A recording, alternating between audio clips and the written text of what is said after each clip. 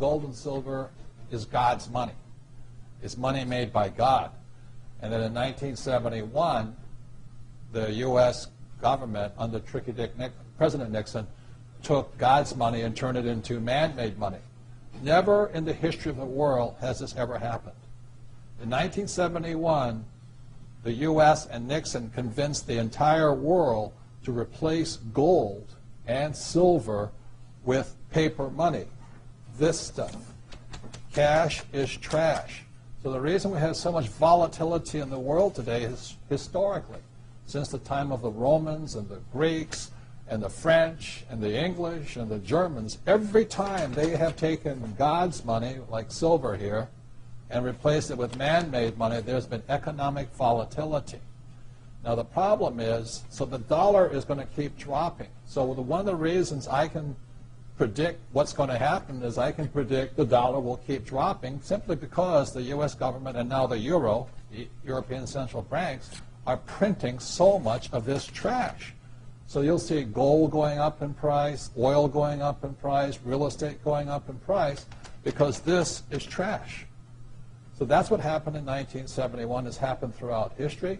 And the reason this current election doesn't make any difference is the only person they can put this back in place is a strong, charismatic leader. People like Julius Caesar, Napoleon. That's why they were such great leaders, was they actually replaced this with this. So there will be more this printed than ever before, which means the dollar keeps coming down and other things keep going up. And that's really what's going to happen. It's predictable. And eventually this will go to its true worth, zero.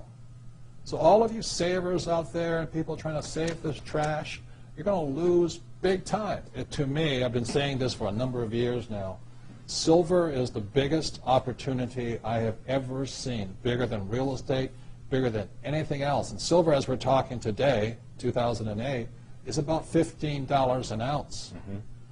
There's less than 10 years supply worth of silver on planet Earth. The difference between gold and silver is gold is hoarded, silver is consumed. Silver is an industrial precious metal. It is used in cell phones, telephones, computers, electric lights, everywhere.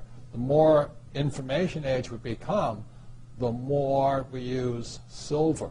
And what Michael is saying is that stockpile is at all-time lows, and they're not discovering much more. Poland has about 25% of the world's silver, so you know, you can buy real estate silver in Poland. You know, but anyway, so when people say, Mexico too. Yeah, where am I investing? I say I'm investing in the world. I say, what do you mean by that? It says I'm investing in a metal that is consumed throughout the world.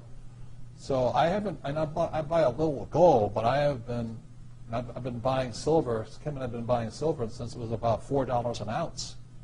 And we stockpile it. We buy ETFs. We buy anything we can in that stuff.